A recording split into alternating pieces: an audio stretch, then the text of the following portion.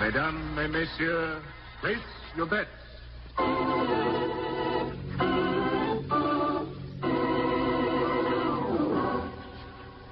The American Broadcasting Company presents The Croupier, with gripping stories of man's eternal conflict with fate.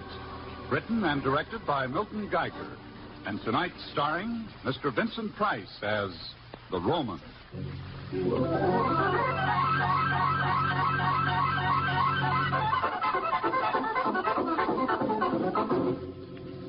Mesdames et messieurs, place your bets.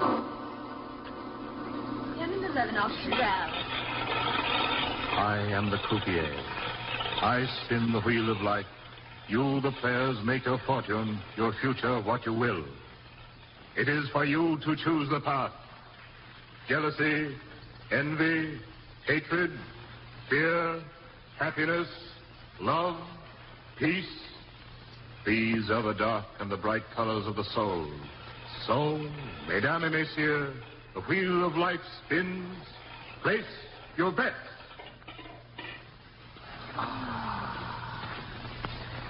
13 black. I've won.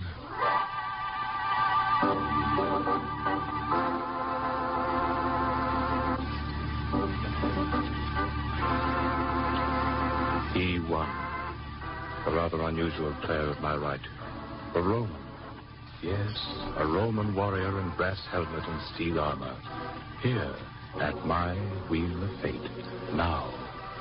Oh, but many kinds from many times come to play against me.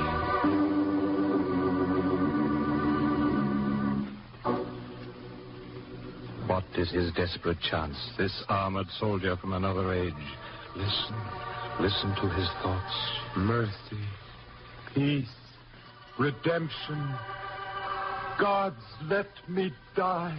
He asks for peace, redemption, death.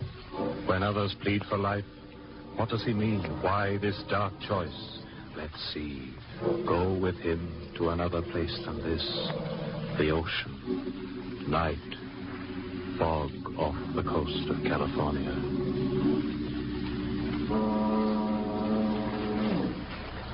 A great ship stands motionless in the milky sea.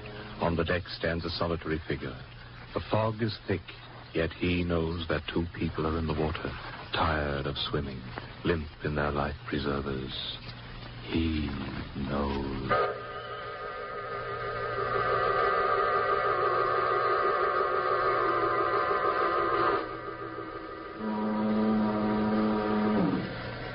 O ye gods of war and peace that guarded over imperial Rome, mercy, I have warred and you have smiled upon me. Grant me God's peace, then. A man and a woman float upon the sea. Let her have mercy upon thy captain. Grant me redemption. Let her have pity upon my age-long suffering. Let her redeem me. God.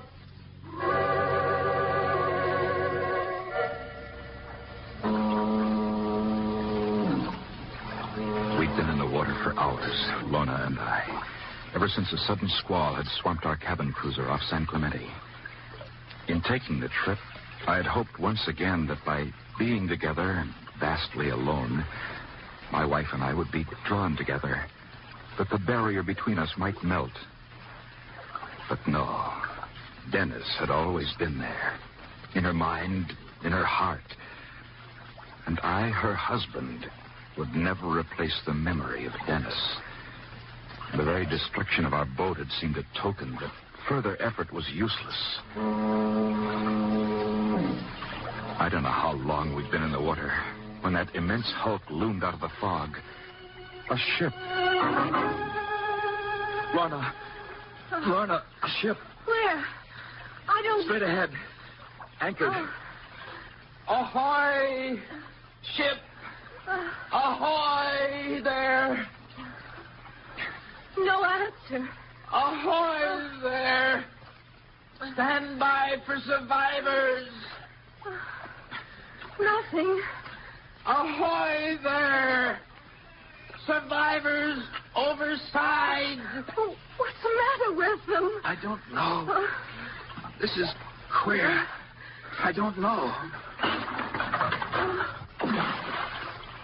Kirk, they dropped us a rope ladder. In time, too. Come on. Let's get out of this.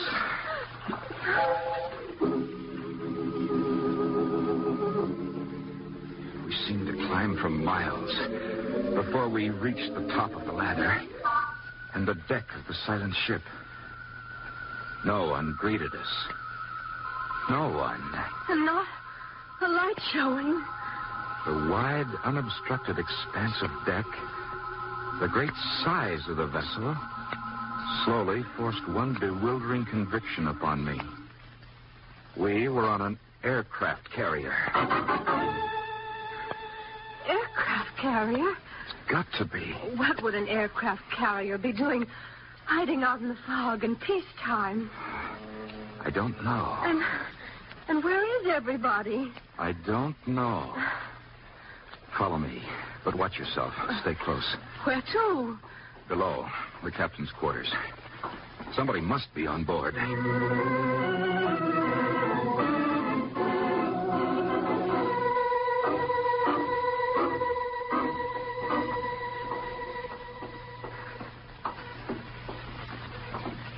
Here, maybe this would be it. Stop here. There's some light showing around this bulkhead door. Knock. Here goes. Again. Can't understand it. Knock again, Kirk. Yeah. Nothing. We're going in anyhow. Be careful. Anybody home? Hello in there. It's empty. Come on. Sound, ship-shaped, and deserted. Kirk, look at this. Find something? On the desk. This parchment scroll. Parchment scroll. Yellow with age. Yes. And someone's been reading it. You see, it's held down by weights top and bottom to keep it unrolled. It's written in Latin. Very indistinct, but... Can you read it? I think so. Ye who have now read the manifold curses that... Lorna, this is amazing. In demonology, this parchment is known as the Malediction Scroll. No. Its very existence has been questioned, but here it is, on a modern aircraft carrier. The parchment of the curses. Kirk, read it. Let's see. Ye who have read the manifold curses that rest upon the bones of evil, know now the great curse. There is a Roman who, in the time of the Emperor Hadrian, was a warrior of the first javelin of centurions. And this centurion, this captain of captains, did commit this black deed. Smiling, showing the hand of friendship, he did treacherously murder his friend and dearest benefactor. And when this act was done, a darkness fell, and with it, the curse. Let him, the Roman, never rest, even after life, but let him forever roam the earth to haunt the scenes of treachery wherever treachery in any manner has befallen, until one thing only free him, which he, the Roman, knows. So be it. Oh, that's enough, Kirk. That's all. It's like a dream. It is a dream, isn't it? Here's the ship's log on the desk. And listen to these entries. Is there no pity, no balm in Gilead? And the next, it goes on forever. Strange. And the last entry, torment. Torment. And that's all. But what does it mean? Whose ship is it? What nation? I don't know. Who wrote in that log? I don't know. I wrote. Kirk. The bulkhead door slammed shut behind us, and we turned. A man stood across the cabin.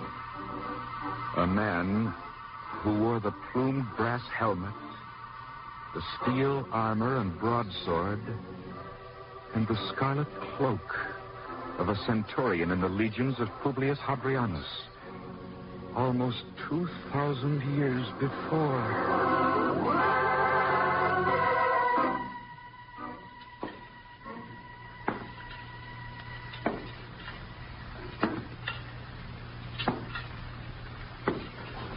I wrote.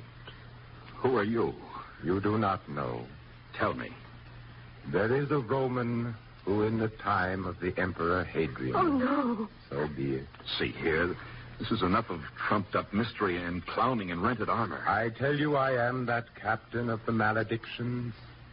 It was I who threw you the ladder. No other. Who else is on this ship? No other. It is a dream. Dream without end, a timeless wandering without let or surcease or pity.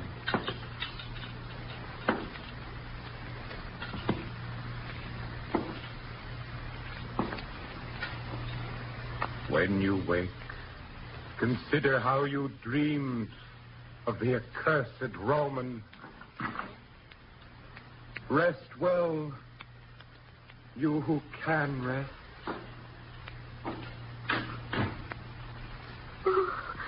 Kirk, it isn't true. It's a dream. We'll just go to sleep in the bunks here and very likely wake up in the bunks of our cabin cruiser. I don't know. I hope so.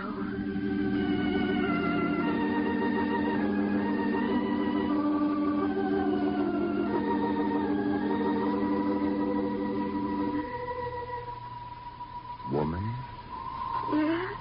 listen to me, Who? the Roman. Roman? You know my destiny from the scroll of the curses, to haunt the scenes of monstrous infamy and mischief. Though I be dust on some forgotten battlefield, or clay in moldering catacombs forgotten, yet must I walk the earth and tread the sea, to haunt with my unhappy ghost the scenes of treachery. Go away. Woman. Go, I say. Pity me. For only through the true compassion of a woman hurt by treachery may deliverance come. For crime against the race of man is crime against woman, the mother of the race. You, woman, who have suffered loss by treachery, you can save me. No. Pity me. Murder. Mercy.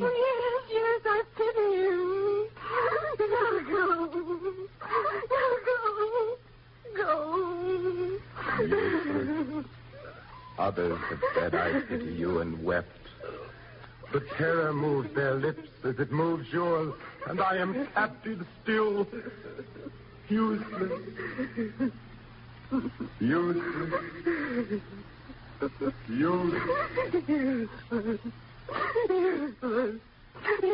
Lorna. Lorna, wake up. What? You've been nightmaring it again. Then it was all a dream. I had a beaut myself. Oh, I'm so relieved. My dream included an aircraft carrier Aircraft carrier? with a Roman soldier on board. That's what I dreamed. Oh?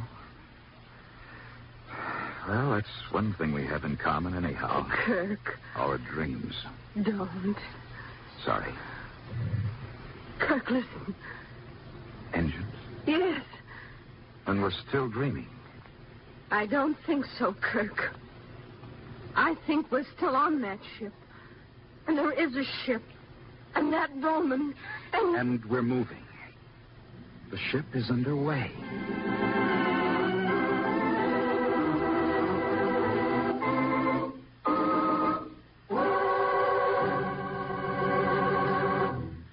You are listening to an adventure of man against fate in the American Broadcasting Company's different and thrilling program, The Croupier, tonight starring Vincent Price.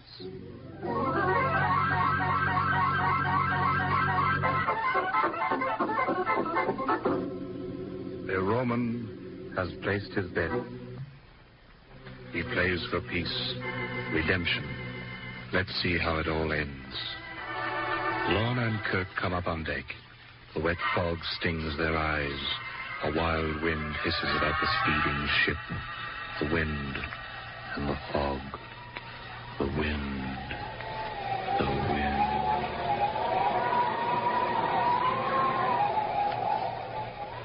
It must be a dream.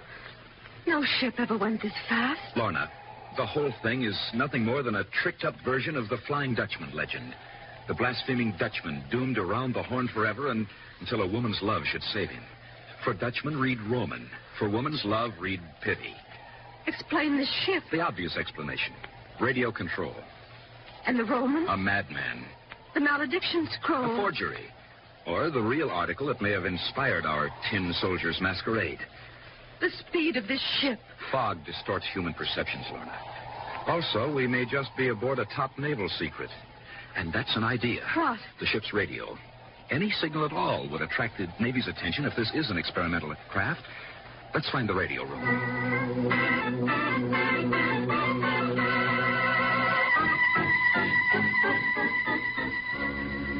We found the radio room. The equipment there was a long, long way from the ham outfit I used to have in my attic. My fumbling signal went out on a random wavelength. Then I stopped. I stopped and turned around and saw him. He was there, in the doorway. The Roman. Kirk. Steady, girl. Fool. How long were you standing there? Infinitely. What do you intend to do, anyhow? Do? How did you get aboard this ship to begin with? How did I board the blood ships of antiquity? How did I pierce the walls and iron barricades of beleaguered cities, of the Tower of London, of the innermost hells of man's treachery unto man? Why do I roam the silent cities destitute of life? Why do I tread among the armored skeletons, their mouths stopped with the wormy bread of black betrayal? The curse. Tonight I pleaded for compassion. Tonight again I was denied. I said I pitied you. Words, lip service, pity spawned by fear, not born of true compassion. You murdered your friend. Even so. But the glacier powders mountains in its own good time. The river cuts a channel in the rock. The fiery suns cool and darken unto ash. All things yield to time, except the stain of one dark act that the torrent of centuries cannot wash away. And yet a gentle man, they say, stood on a mount of olives and said, pity, love, forgive. Was it in Gaul? Jerusalem. It may be so. I remember the words, and you the place, and scarcely anyone the means or the execution.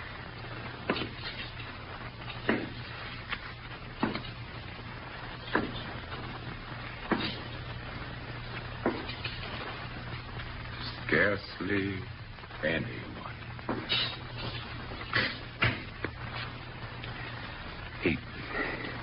He's mad, all right. Oh, no, Kirk. There's more to it than that. The things he says and knows and pretends not to know. And that terrible, hurt melancholy of his. It's so strange. Like now, this moment, it seems as though we were surrounded and trapped by a vast, stagnant waitingness, a stillness. Listen. Stealthy and waiting. Yes. Kirk, The engines have stopped. So they have. Let's go up on deck. Why? Quickly, I don't know why. Before it's too late. Hurry, hurry.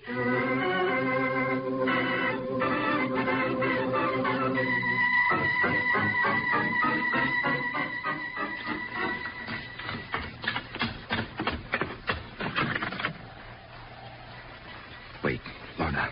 He's on deck. Out there pacing.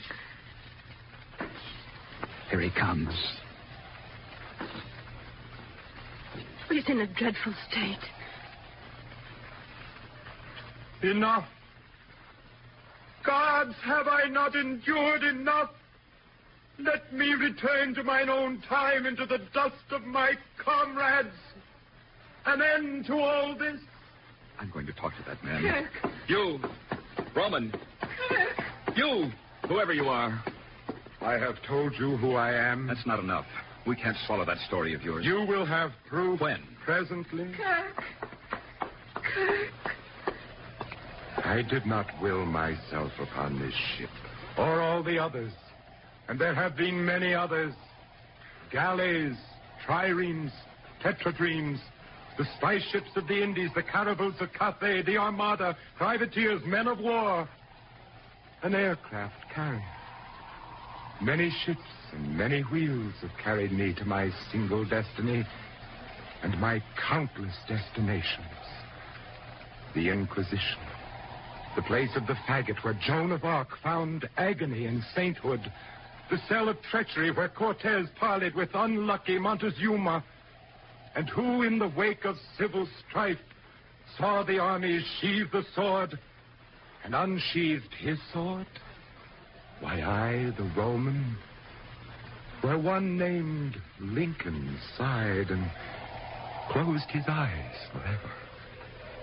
And high upon the windy battlements of Castle Dunsinane, I walked the castellated walls, my sword in hand, while filthy carrion night birds crossed the moon and heard again beneath forevermore the eerie cry of Duncan, King of Scotland, by his friend and host, Macbeth, most foully murdered.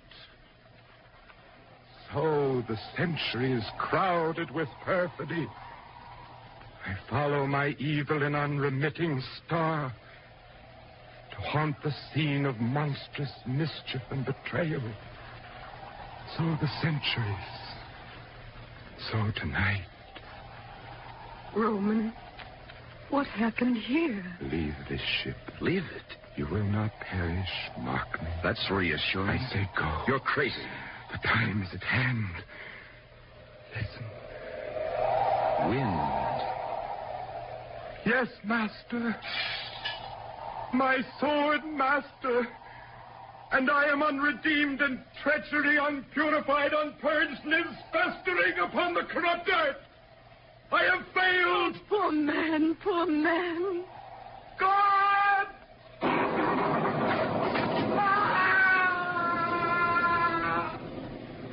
Is it true?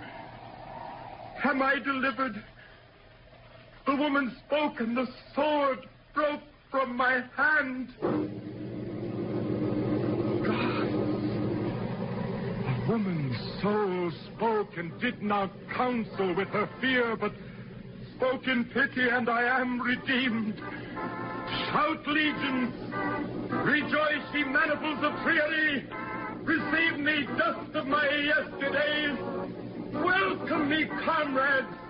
Lift high the golden eagles of great Rome and shout, thy captain is restored to thee! The deck shuddered beneath our feet. The ship was shivering in every plate and rivet.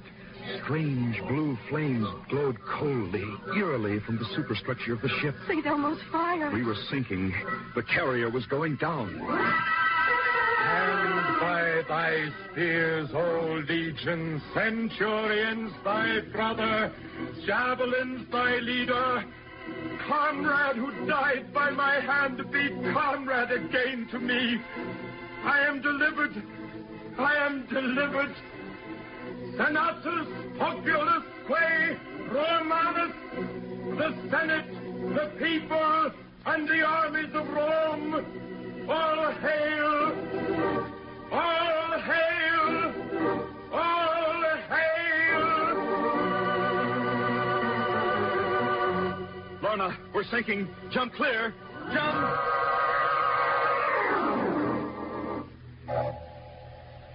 More coffee, Mrs. Hardesty? No, thank you, Commander. Mr. Hardesty? Fine now, thanks. You weren't fine when we picked you up in the water early this morning. Thank heaven for the Coast Guard. Guess we both passed out in the water. Well, I had a nightmare to end all nightmares. You did? Seems we boarded a mysterious aircraft carrier in the fog. So did I. Was there a Roman haunting some scene of treachery, Kirk? Why, yes. And I forgave him for his own treachery long ago? Poor man, you said, and broke the spell. That's very odd. Yes, isn't it? Where were you shipwrecked last night? Off San Clemente. California? Yes. Why, that's impossible. Why? Well, you better let me show you something. Here, come to the porthole with me. Now, look out there. Is that coastline at all familiar to either of you? Not to me. It's Diamond Head. Diamond Head? Lorna, that's ridiculous in the light It's of what... Pearl Harbor. But only last night... She's right, Mr. Hardesty. Dennis was killed there in the bombing. I was with him. Pearl Harbor. Commander, may I be alone with my husband for a moment? Of course, Mrs. Hardesty. Of course.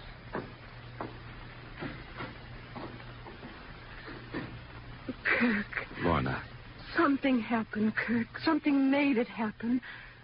The need to forget, to forgive, if we're to live in peace on earth. So long as bitterness over Dennis's death stayed with me, I had to remain true to his memory. But I forgave the Roman. Yes? And with him, forgave everything. For forgiveness, like peace, must be for all. And I forgave everything when I forgave him. And became free myself. I'm free, Kirk. For you. For life. I'm free. She comes into his arms. Together, they look out over the fateful harbor and imagine the drone of bombers and the thick smoke of disaster. But somewhere, a legion glitters in the ancient sun and utters a soundless shout and raises its spears. And one who had perished by treachery stands at the fore and offers his hand again to the one who had killed him, welcoming him home, forgiving his brother.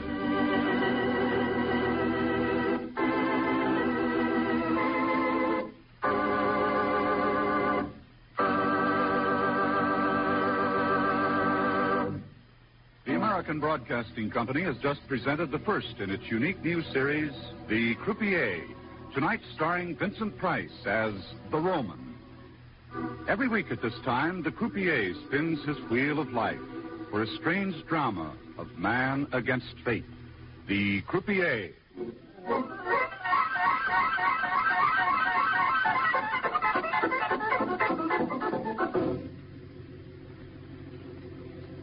Mesdames et messieurs, place your bets.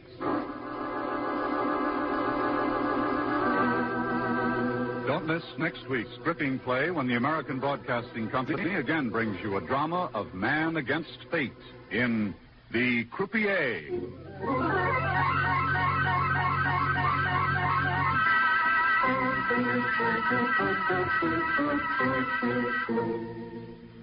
Heard with Vincent Price tonight were Margaret Brayton, Dan O'Herlihy, Howard Culver, and Paul Frees. Musical effects were by Rex Corey. The Croupier is written and directed by Milton Geiger.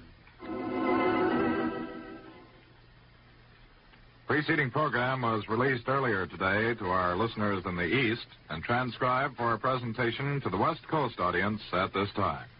This is ABC, the American Broadcasting Company.